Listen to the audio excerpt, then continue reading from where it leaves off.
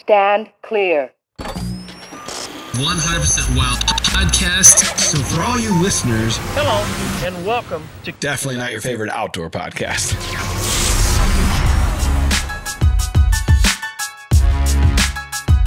What's up, everybody? Welcome back to the Drury Outdoors 100% Wild Podcast.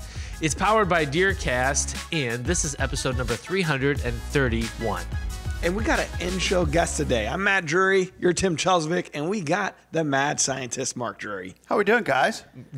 Very excited for deer season to start. I flew in for this podcast. I'll have you know. Well, we do have that kind of cachet. I got up at 3:30. I was going through security at 5:30 just to make it here for this podcast. Boy, you should be nice and tired by about 5 p.m. Absolutely. And if you're just listening to the show, Mark got his hair done especially for this episode. Absolutely. Yeah, it turned out so good I wore a hat. So this probably won't be a long podcast, but while You we never had know. You You never know.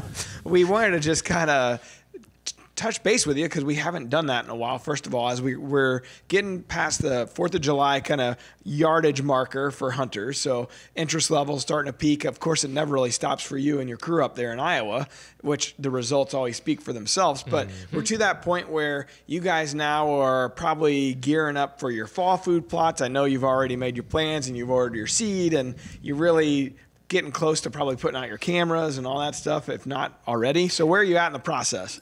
About what you just said. We haven't put cameras out yet, but we will this next 10 days or so here. We'll put analogics on some, and others we won't, depending on what state we're in. In Missouri, we can't because of the CWD laws, but in Iowa we can. So, you know, and we'll take a little bit of an inventory, see who's still there. We went through a decent EHD die-off last year because we found a lot of deadheads in March, and I blame EHD because I think they had it during the summer and they got weaker and weaker, and then they died sometime. Most of them died from mid-November through March 15th based on what we found. Some of them still had their antlers, some of them didn't. We had pictures of most of them through mid-November, and then they started dying. So you could just tell that it affected them. And What percentage do you think of your... I would say I had a 15 to 25% die-off. That's kind of crazy. I mean, we did have a pretty big drought last summer, so... Oh, it was brutal up there. I don't know if you recall how much yeah. I was complaining and crying last summer, but it was really rough on us. We were really dry. Well, it's interesting you say that because whenever I think of EHD, I always think of, like, once we hit our first hard frost, the danger is gone. But it sounds like you're saying there could be a delayed effect from EHD. Yeah, there is. There's, you know, the type that kills them within a few days, and then there's the type that affects them and it really hurts their body systems, right? Like they have infections going on inside their system, so that's why it takes a while for them to succumb to the virus. Do you think, you know, it's acute versus chronic? You've been hit so many times over the years as many other people have. Do you think the herd has started to build an immunity towards it at all? I'm sure they have. I mean, that's a question more for a biologist. I'm told that it takes not decades, but centuries to really build up an immunity to it. And I'm also told there's some new strains that are affecting states even in the Southeast, which hasn't seen it in quite a while. So I suspect we're somewhere in one of those centuries that it takes, because I don't think they all have an immunity to it. Yeah. Yeah.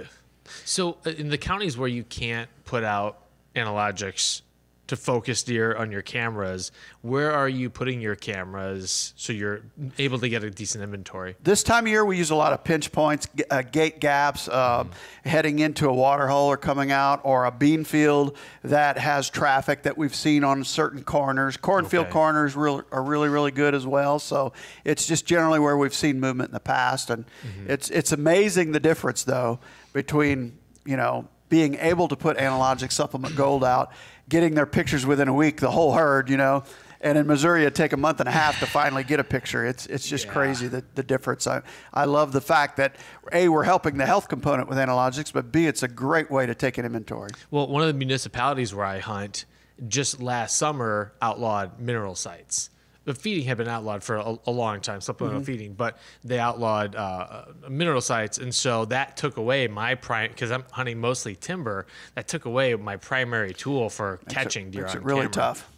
Yeah. And it's kind of roaming around out there. Yeah, it's needle in a haystack kind of scenario. Looking for trails, and what are you doing? Just kind of, are there any like hub type scrapes, that historic spots that they tend to travel through? Or Yeah, so there's one big scrape that's just used all year long that I have a camera on. There's this weird, just an eastern cedar that I don't know how it got there, or not eastern cedar, a pine tree. That is just kind of in the middle of this deciduous forest. I don't know how it got planted there, but it's there. And for some reason, it's almost like the trunk of it looks like if you see pigs, they'll brush up against and they'll rub up against a tree trunk to get like the sap off of it, of a pine tree. They've kind of done that to this. They're not rubbing up against it with their bodies, but like their antlers, I guess. But it's just this weird pine tree in the middle of a deciduous forest, and that tends to attract them. So I got a camera up there. But yeah, it's a weird setup. It definitely makes it tougher. Hub scrapes and water and pinch points and trails are your best if you can't put something out to try and attract them. Okay, so fast forwarding a little bit, you guys get your cameras out, you start getting your inventory. I know you guys will wait a certain period. You're not really as focused on cell cameras this time of year for inventory purposes. You put a bunch of your just regular trail cameras out, Reconyx cameras out, and you guys put an inventory together and sit down together? How's the process go? We do, and we've got plans in place, and we've got provisional plans for those plans. So in other words, we've probably got 7 or 8 main target deer that A, we want to find out if they're there, B, if they are, then it's plan A. If they're not there, then it's plan B, and plan A is some sort of food plot, architecture, or plan with a certain product for that deer for a certain time of the year, generally the early season. Plan B is, we're not going to spend as much time putting that in because there's so much effort with every food plot, and we're going to focus where our targets are. So we want to make sure that we've got deer radishes or last bite or winter bulbs and sugar beets, whatever it is, if it's an early season plan to rut to late season, in place for those targets that are alive. Or that still look good, because you can also have a target deer that you get pictures of him and maybe he wasn't so healthy going into the winter, and he's 15 inches smaller than he was last year. He didn't take the jump you anticipated, or maybe he had an injury when he shed his velvet at the pedicle and one side's weird now. So you really want to confirm before you go through all the effort to put that plot in if you're targeting a certain deer, because we have a lot to put in. I mean, it's like 40 or 41 green fields to put in. So we want to make sure that we're not wasting our time on a plot that may or may not get hunted, because reality is it's myself, Wade, Perry, some guests, and you've only got so many days and so many strategies to unfold. So how many acres do you think that equates to, the 40-ish plots?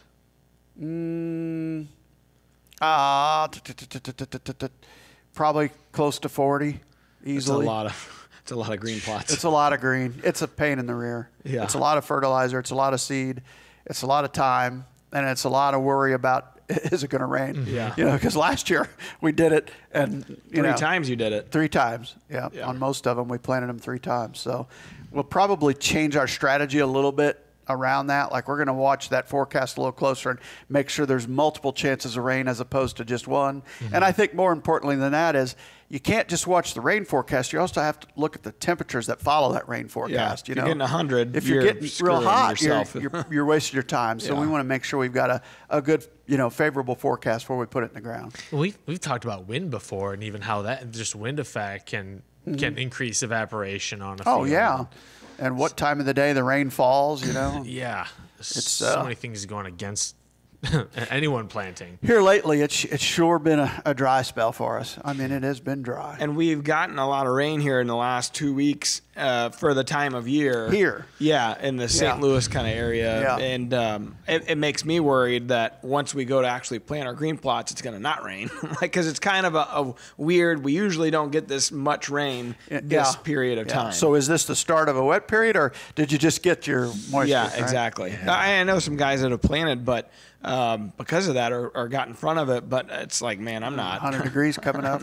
This whole week it's a little risky. I was so tempted because I saw some of the rain in the rain stations on DeerCast maps. I was like, do I The prediction? do I try throwing some clover down? And we sure got the rain, but I just keep remembering August. Yeah. August is always so tough. Brutal. Yeah. And it's so darn hot. Yeah. Yep. Hot, It is. humid. Yeah. So, Mark, on your non-cell cameras, how often are you checking those when you're in inventory mode? If it's on analogics, we'll check them about every 2 to 3 weeks because we're going back in there to replenish. Yeah. But if it's not and it's just on a scrape or a trail or, just trying to get random movement, probably 5, 6 weeks. We try to really minimize how much we're in there. But a lot of our cameras, we put them in areas that are easy to get to, and we don't penetrate very much. So most of our camera locations, a lot of our summer pictures are dark because we just haven't gone in there to where they're bedding at all. Yeah. So it's not a big deal to go check it generally. So Missouri starts September 15th, and then Iowa starts October 1. When do you... Iowa actually opens sooner than that for the youth and disabled season. So True. Yep. It opens September 16th this year in Iowa. Okay. And that's with a muzzleloader or Will you 350 have a like- Catch a Dream child in? We that do early? have a Catch a Dream child coming in from Mississippi. Yeah, very Cool. good. Yep. Yeah. 26th through the 29th, if I'm not mistaken. Nice. I'm curious, when do you kind of feel like, okay, it's completely hands off now until season starts? How much lead time are you giving? To where we stay out completely? Yeah. Generally once we get the plots in, then, the gates are locked and we just leave it alone, let it up to the cell cams to kind of tell us where we're going. So just about, early September there. Okay. Yeah. That's But there's always something to do, though. I mean, last year we were in there planting again. The camera goes down, watering. And Yeah. And watering is such a, it sounds great in theory, but in practicality, it is not overly practical. It's costly, it's time consuming, and the results are just so-so. Yeah. Yeah, I know. We at one of our leases have a couple pretty big ponds near the food plots, and we toyed with it last year. I'm like, man, you got to be out there every day to do it. It just doesn't make sense. I mean, we're just going to ride or die, and we died when we didn't get the water. It is. It shows you how dependent we are on our food plot strategy because it's so effective. We remain very dependent on it. Yeah. But, it can also bite you. Yeah. It can, if you don't have that food plot. So. Yeah, that's and we talk about that quite a bit on the podcast, and trying to affect our situation a little bit more. Like in the off season, we frost seeded a lot more clover plots, thinking spring rain. We did it pretty early, and it did okay in some spots. It did great in some spots, and then in other spots, like it's bare dirt. It's just. So we'll have to go replant those. It's been a rough stretch here for the food plotter. We lost a lot of clover fields in that drought last year. They just didn't come back. Yeah. Look horrible. So we're forced to replant those, So it will be an interesting first round of photos to see A, who's alive, B, what they look like, and then decide whether we're going with plan A or a provisional plan. So we have that on our list. Like Wade and I planned out all the different food plots. We took a full farm tour the other day and talked about what we're planting there, here, there, and yonder. And we have certain ones where you're like, wait and see pictures before we, go through the effort to put these plots in instead of just point blank or, a blanket effect of planting everywhere. We're going to try and minimize how many we plant. Makes sense. So how many, and going it now that the deer that died from EHD late, how many, what you would consider not Wade and Perry and everybody else, but for you, how many shooters across 2 states do you hope are going to, your hit listers that you think should be back? 4 or 5. 4 or 5, yeah. Yeah. Oh. 4 or 5. My number one that I really felt good about, we found him dead.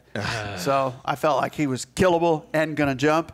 And, so it's one thing to have a target. It's another one to go, I'm going to kill that deer, because they're not always a homeboy or always one that daylights on you. So I felt very confident we would kill this deer. But, we found him dead. And that story was just in Heartbreaker. Deer season 23, it was kind of a Heartbreaker edition, right? Actually, all 3 of those deer were going to be hit listers, and found them all dead. Yeah, you could see that on DeerCast or YouTube. Yeah. So. It was a bad deal. It had a lot of views, that particular episode, but it just goes to show you how fragile the resource is. Yeah. And I think what we desire as hunters to give them to 5 and 6 years old, it just goes against what the species is built for. Yeah. You know, they're built for about 3 or 4 years old, in my opinion. And it's tough because for you guys, especially because you've done it for so long and you've kind of been to the top of the mountain, you know, as far as size of deer and maturity, it's hard. It's not like you're going backwards in your mind. It's not like you're gonna, hey, he's a great 4-year-old and he may not come back. Certainly. It's like, no, you're stuck with it, right? You're stuck with a 5 or 6-year-old, probably more 6 than 5 in a lot of cases. And preferably a 6-year-old, which are hard to find. Yeah. But that's okay though too. I mean, that's part of the chess match and part of the fun of the whole thing. Yeah. So it's interesting. I had a buddy over yesterday, and we were downstairs, and he looked at, like, I've got a wall of Euro mounts and stuff. I was like, I call this preschool because there's a lot of 3-year-olds up there on that wall.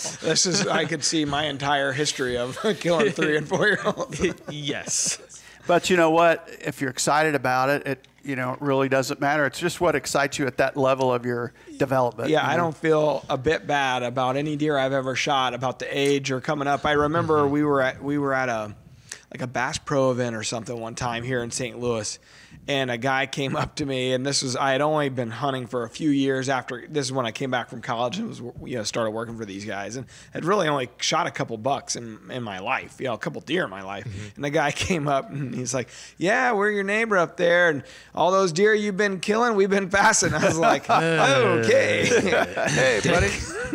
But I'm like, "Bud, I'm sorry, but they looked mature to me, and I was happy to shoot them. What are you gonna do? I'm trying to go through my evolution." Yeah. You know, I don't know. Well, my first year with Drury Outdoors, I remember killing a buck and texting you, Mark, right off the bat saying, I just killed a buck. And you're like, oh, man, that's a great feeling. Congratulations. I was like, yeah, he was a mature buck. And when I got to him, he was a busted up, like at best, a 3-year-old. But I was just so excited about it. Plus yourself filming, plus the places that you hunt. I mean, it's... Yeah, it was kind of a miracle to see. I had never seen this deer before. He just happened to walk through. And I watched him like do a 180 3 different times, like 200 yards away, deciding where he was. For some reason, he decided to make a beeline right to my tree. But that excitement over the deer, like, it's just so. I saw a few velvet bucks out on the farm. I went down Saturday at the Bourbon property to hang some cameras and move some tree stands around, and it was so exciting just to see bucks in bucks in general, but to see them in velvet, and I'm just so excited for deer season. The thing that I worry about, for me personally, is when Scott and I are out there hunting, and we saw a lot of deer last year that we passed, especially early on in the season. And I thought, we've been seeing pictures of them on camera, and it's like, no, I wanted to see him in person. Once I saw him in person, it's like, no, I think he's 4, and we'd pass him. And then, like, I've been watching the footage on the shows and you seeing it again. It's like, did we make a mistake? That's the part that I'm still learning in the field judging, accurate judging, because I don't have necessarily the history all the time, right? Like, if it's a deer we know, we had like the short G210. We know that deer, should be, 6 this year, I think, based on when we first saw him 2 years ago. But outside of that, when we don't know a deer, I still struggle a little bit in looking at, we're looking over all the features and trying to make a judgment, not just on rack, but features.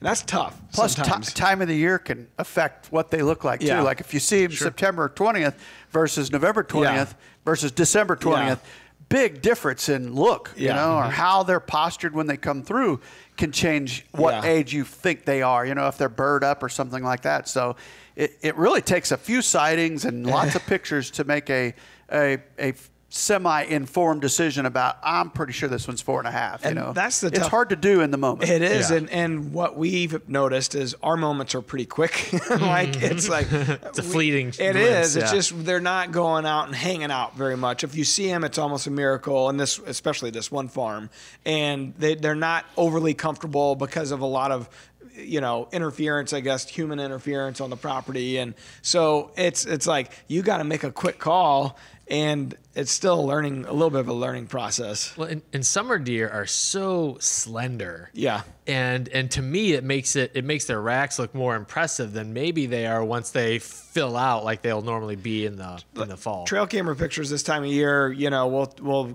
group text and stuff talking, and it's like, oh, how old do you think this deer is? Like, don't ask me, man, because they all look skinny. Their summer coats are so thin, like their necks all look skinny, unless it's a really big mature deer or them. They look like January or December, and they're just really, really skinny, you know, and they all look the same age, frankly. Yeah. So. It's tough to differentiate. But there are little factors that you can make a difference in, the head length, the head size, the broadness of the head. Those are the things I generally look for in the summer. Nose, I guess, Nose, yeah, and then their belly.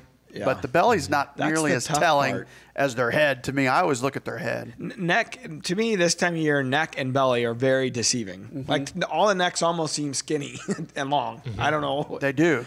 So. Yeah, I always look at their head, and I like looking at them at dark or during the night to see how wide their eyes are. That sometimes can tell you an older deer versus a young deer too. That big broad head with their eyes wide apart in an IR photo, you tell a lot easier. Gotcha. And the mass at the base, that's generally a decent indicator. Yeah.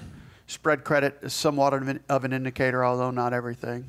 But they could fool you because their body, it's a perspective between rack and body. I've seen big racked 3-year-olds look much more impressive than an average racked 6-year-old. Yeah. Just because the 6-year-old's got a huge body, the 3-year-old's got a small body. Mm-hmm. So yeah. Well, that's happened to us quite a bit. Where all summer and then into this fall, you're like, oh, I think this is a shooter, and then you see him for the first time, like, I don't think that's our guy. Yeah. So. Yeah, and that happens too. Sometimes Tom Ware said it best in one of our Bow Madness shows years ago. He said, "Let your heart be the determining factor, because it'll never let you down." It's beautiful. It always tells you whether you're looking at a shooter or not, and he's right. If the deer doesn't excite you, probably not a shooter for you. Yeah, if you're hemming and hawing about it, there's probably a good chance you should just lay off. No doubt. Yeah, so. Yeah, you hate to regret a deer. Now, sometimes, like in the rut, you can make a mistake when in the heat of the moment, if you're in the timber and they run up on you, and if you don't know the deer. I mean, if you know the deer, it helps with those decisions. But sometimes it's a real quick instant, like grab your bow and you got to decide. Mm-hmm. And those sometimes can bite you. That's why turkey hunting's so fun. All you got to do is pass the jakes. Yeah. Everything else is the same age. Yeah, that's right. Yeah. They all look exactly the same. That's right. Yeah. It's a little concerning to me because I hear some of the whitetail scoring talk creeping into the turkey hunting world. I don't see that taking hold, though. I really hope some it doesn't. people do look at it. Most do not. Yeah. Your serious turkey hunters, none do. Generally don't. Yeah. Not the guys I know don't. That sounds like a new wave kind of BS. Could be. Mm-hmm. So. Could be, but a goblin turkey's a goblin turkey. Yeah, 100%. Can't beat them. Well, do we want to get into some of the stuff you have on these sheets? Our buddy James Fitterling gave us this week's Real Wild clip. It's sponsored by Silencer Central, and this is kind of a cool. We're seeing a lot of young deer right now with their mamas, and this was a neat find that James had. He's walking up to a barn. You got the double doors open there on the barn. The barns are always a safe haven for some reason for deer this time of year. And so we're walking. This is a first-person view walking into the barn. See the hay rack there. Yeah. Some hay on the floor. Looks like it's stacked a little. Pan to the right, and wow. Two little baby, two little fawns just laying in the hay there. Almost like cattle. That's crazy. Talk about a perfect spot for them. Yeah. Boy, it is. Cozy, safe. This one looks like it'd even be a button buck. See how blocky its head is compared to the one in the back? We should get Perry on here to see if he could make a determination. Tell us if it's Perry Button. Did you bring that up in his podcast? A little bit. Every time. Call them parents. Parents Button the Third. Yeah, that's a cool clip. Poor guy comes to work, shoots three buttons the first year, sticks with him. That's an awesome clip. That is neat. So thanks, James, for sending that in, buddy. I'm sure Big James time. backed out and didn't mess with him from there though. Yeah. James is Knows better. He's a woodsman. Yeah, he knows that doe's coming back for those fawns. Yeah. Pretty cool. That's a young. really cool clip. Yeah, thank you, buddy. Real wild clip of the week. Yeah. All right, well, let's help our buddy Brandon. All right, so the question of the day is proudly presented by Sportsman's Channel, your home for Winchester and Drury's natural born and everything red, wild, and blue. And he sent this in to us via the Rack Pack. Oh, over on Facebook. Okay. Yep. So he's saying, I'm thinking about switching to a thumb release this year. Any suggestions on specific releases? I am not your guy on a thumb release. Timmy T-Bone over there, what you got? I'm always curious. Whenever someone says that, I'm always curious why. Like, what's driving that decision? Is it to improve your shooting? Is it you're wanting to modernize? Like, what's really behind it? Well, I always feel like there's a pressure out there. Like the pros, the big timers are shooting thumb release. The big boys. And it's just like, I don't understand it because every time I've tried it made me much worse. But I'm not a great shooter to begin with. Sure. So I will say right off the bat, you can still experience target panic with a thumb release. Some people think that it cures that. That's a mental issue. So if you're looking at a thumb release to cure target panic, that's probably not going to do it. In my experience, it helps a little bit. It's a little harder to punch because you're surprising, right? Is that how it works? You're So supposed you're pulling back and it surprises you. You're supposed to, but guys will still use their thumb to actuate, and it's just a different kind of trigger at that point. I have shot, and I really like the TrueFire Edge 4. It's a 4-finger handheld. It's got a good weight to it, and you can change the sensitivity on it. And it's like there are some very light handheld releases, especially late season. I like to know that it's there. It feels solid. It's got a clean break. So I really like the TrueFire Edge 4. I know both you and Terry are caliper, trigger release guys. Have you ever toyed around with any of the other kind? I've never shot a thumb release. Yeah. I've always shot a caliper and, shoot it well enough for my liking. Yeah. So never really wanted to change. I know some fantastic shooters that shoot a thumb release. You take like a guy like Jeff Probst. I mean, that's what he shoots, and he's as fine a shot as you're going to find. Yeah. But I've always shot a caliper. That's what I grew up shooting. So To me, it's one of those things where if it ain't broke, don't fix it. If you're shooting fine and you're killing deer, that's the way I look at it. And it's what you're used to, because one thing's for sure, in the moment of truth, like, you better know what's going to happen, because everything goes scatterbrained in the moment of truth because of adrenaline. So, if you're considering switching releases, you better pound the target this summer to make sure that when the moment of truth arrives, your muscle memory is there. Yeah. And for me, that muscle memory is that's what it's always been. Well, one of the things I really like about the TrueFire is it's got kind of a loop attachment. So when you clip it onto your D-loop, it just stays there. So that's not the one that with the safe buck? That's not that release that fell? Well, it is. Okay. But I actuated that somehow. I would still like to know how I did that with my elbow. But every now and again, you run into a situation where it doesn't work out in your favor. But normally it hangs on my bowstring, so I just reach up and grab it and pull. I don't like I know, like, I used to shoot one of the TrueFires that folded back, so you could still use your hands, but having to hook on in the moment, like, that was one more thing that I didn't like to have to do. So with this, shaking, trying to hook into the D loop, just looking down while you're also trying to maintain eye contact, and personally, it's almost like a security blanket. I like having that wrist release and the fold back. I like having it on even walking in, because it's. I do too. I don't know why, but just in case, and then it's always there. You always got it, right? Mm-hmm. There's never a time I'm taking it off unless, like, once I get into the blind or something, I'm putting a glove on and need to readjust. Sure. But I don't know. It's like a security blanket at this point. Well, it's part of you at that point. Yeah. Right? It's just part of you. Almost like part of that muscle memory that you're talking about. It's part of the step, right? It's part of the confidence. Well, which is a lot with shooting. It's confidence. huge. Yeah. One of the challenges with making that transition to a thumb release is it seems like there's a rite of passage of punching yourself in the face. With it. What Yes. was the release, that True Fire I tested out? The through fire? The Through Fire. I lost so many arrows. Like I couldn't get it down just how you were supposed to do it. Like once I got back, I felt like, okay, because you're just supposed to keep pulling back and then it just kind of releases. Well, it's like, Tim's does. like, there's no way you can't shoot this thing. Anybody could. And I'm like, sure You enough, I idiot. lost several arrows. I have an empty quiver to prove you wrong, Tim. Well, back in the day when I was making the transition, I was using a different brand of handheld, and it failed on me. So when I got up into my climber, and I like to draw at least one time just to kind of work out the kinks and make sure I'm good and everything looks okay. It failed mid-draw, and I punched myself in the chin and rocked backwards and almost I almost had to use my safety harness. It was spooky. The only other thing that's worse than that is if your D-loop breaks when you're pulling back. Have you ever had that happen? I have not. I have. I look at mine all the time, and I reinforce it if need be, but I'm scared of it happening, but it has not. We were over for Dream Season, The Journey, the first year. We were over at Hadley. So, you know, Joe Schultz and Coondog and all the Lindsays, all those guys were over there. And we were all shooting, just practicing, because I was also hunting over there. And first night, I draw back, you know, practicing, and I mean, I about knocked myself out. It broke on the drawback, and I about knocked myself out. It hurt so bad. You start to realize how much force is behind a draw when you do that.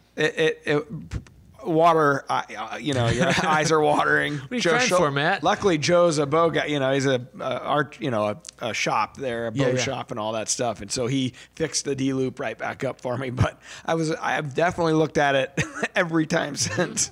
Yep, makes you think twice. Once bitten. Yeah. So. All right. Well, Brandon, thank you for the question. Reach out to us via the Rack Pack. Shoot me a message, and we'll get you a podcast hat for the question. The Wildlife Word is brought to you by Hunter Specialties, purpose-driven tools for serious hunters. Okay, we're in the heat of summer. So no matter how hot it gets, a white-tailed deer cannot do this. Is it A, pant, B, sleep, C, blink, or D, sweat? Well, we just saw that fawn panting. I felt like that one can't be it. Well, to me, they can pant, they can sleep, they can blink, but I would say, based on process of elimination, I would guess D, sweat. D. D is correct. Yep. You're so smart. You'll never find a sweaty deer. You'll find a sweaty hunter, but never a sweaty deer. Probably why they just kind of hang out in the summertime and they got the summer coat. They got not much of a good way to, I guess, cool off. Yep. Kind of like a dog that way. Dogs can't sweat. All right, what's next, All right. T-Bone? We got a shout out. Our shout out comes from one of our newest Rack Pack members. He said, number one, the soundboard. Number two, I like that they're just having fun. They don't make it a job. Third, as a truck driver, it helps me get through some of these long nights. Keep up the good work, man. Hopefully we just become best friends. Got him. God. Okay, so I guess he's wanting here. There you go. And he says you're both handsome. Oh, Referring to Matt and myself. Well, I think you can throw Mark in there too. But you don't say that. I thought he was going to say, it helps me get to sleep at night. I'm sure we got some listeners that do that also. It's like turning on NPR. Like, oh, I feel drowsy all of a sudden. What's this guy's deal? Did we just become best friends? Yep. I was struggling to find it. Yeah, eventually you got there. That's what she said. All right. Got some new Rack Pack members. So last but not least, I said it was going to be a short episode, and that's because hopefully we're going to be able to shoot another podcast today, maybe two, but Terry's coming in. We got a big in-office meeting here in the studio today, and we're going to try to shoot a podcast with both Mark and Terry at the same time, go down memory lane a little bit. We've been requested quite a bit for that podcast specifically. Finally going to happen. Yeah, and if we have time, which we may not, we'd like to do one with Forrest, Wade, and Perry on set at the same time. Got to make that one happen. Yeah. Mark wants to split Wade and Perry Put up. Forrest between the two bullies. Should we give them immunity before we start the show? Yeah, sure. Doesn't mean they'll get it. Anything deal you with say Russia. can or will be held against you. I hope they're loose enough to actually say the things they do in our group text, because they pound on each other pretty good, but I have a feeling they'll be model citizens here. Yeah. Perry loosened up a little bit when he was on the last episode. Yeah, we had a good time. All right, so we got some new Rack Pack members. Rack Pack over on Facebook. It's a private group for people that listen, watch the show. Very private. And it's a pretty good time over there. So we got some new members. We got Dan Slater. Oh, and every week, Tim puts a fake name in here, and I think I just found it. Oop. Gobbler Hunter Hess. That can't be it. Darren Hogan. Is that the Darren Hogan that... I would assume it is. So Darren's the sandwich inventor? No, longtime friend of Drury Outdoors, of Mark's. You have a little history with him dating back to the Bass Pro days, right? Yeah, he's still there at Bass Pro. I would assume it's that Darren. Yeah. Be my guess. The Darren. I would assume it's Darren. Yeah. He's helped us tremendously over the years. Yeah, he's a huge dear partner. ally friend. Now he's a Rack Pack member. So there's we're screwed. So well, he's the lead buyer for most of the hunting categories for Bass Pro and Cabela's now. he probably doesn't want that out there. I don't think Darren minds that. But when I first met Darren, it was 1989. I was walking into Bass Pro for the first time. I went in. I was selling moss yoke, so I go in with all my samples. I meet with the clothing buyer. I was literally mortified, and I got my teeth kicked in that day because I was so bad at what I was doing. And I left there, and I'm like, I'm going to go over to the retail side because back then the buying offices were right next to the main store. Okay. So I go into and I'm like, I'm going to go to the archery counter, and check out the bows and everything, And Darren was the archery tech that day, and we stood there and talked for probably an hour. And have just remained friends. I would always make it a point then to go see Darren when I was in town, and he has worked his way up through the ranks and is now one of the top guys there at Bass Pro. So we're very, very close friends and have been since 1989. Nice. Yep. And his brother, Brad, actually was one of my first callers at MAD. Oh, really? One of the first competitive callers, Brad Hogan. Who we just lost Brad this past year. So stories go way back. Talk about the memory lane. I mean, long history with our friends down there at Bass Pro. Yeah, I hope we get to do that podcast with Terry because that'll be fun to go back through some of that history. Yeah, for sure. All right, so we got Drew Simon, Eric Burleson, Marcus Sakura. Sakura? Sounds sketchy. Shakira. I wonder if he's related to Steve Sikora. Maybe. Steve's a longtime St. Louis Longbeards member and a good friend of mine and Terry's and Stoltz's. I wonder if Marcus, by chance, is related to Steve. Maybe What if Mark knows everybody on this list? How about the next one, Mark? Well, John Bolt. Oh, we do know John, yeah. John's also a longtime friend. He used to be the buyer at Gander Mountain and ended up going to Bass Pro. Is this list fake or real, Tim? Did Mark come up? Well, so part of the connection here may be, so Angie went in and he invited a bunch of that's his why. friends. That's why. That's why. Yeah. We got Licked? No Make doubt. fun of someone's name. You don't know Derelict? Derelict. Nice. The fake name this week, Derelict. So Gobbler Hunter Hess is real. It's My God. name. Yes. $200 is $200. All right, we got Derek Daniels and we got Jeff Hartling. Yeah, so Ingy, we're in a text chain, Tim, Ingy, and myself, and we just had him on a couple weeks ago. And so when it came out, he sent it to a bunch of his friends, and he's like, he goes, it must not have been terrible because nobody made fun of me too much. And I was like, that should be the litmus test for all of them. Did we get made No fun of? news is good news. Yeah. We'll take it. I left a comment in DeerCast about it. I said, his photos saw remind that. me of early Joe's work. And I sent it to him. And then Terry said the same thing. Did he? Yeah. Oh, yeah. You got to go back. Terry's like, oh, yes, brother. I agree. Very much like the best, in the industry, Lee Jost or something. Yeah. What did Ingy say to that? He goes, I really missed you. The backhanded Drury compliment. Yeah. It was a good time. He's a yeah. funny guy. So, yeah. Yeah, we had a blast. Well, All right. Well, in closing, anything else, Mark? No.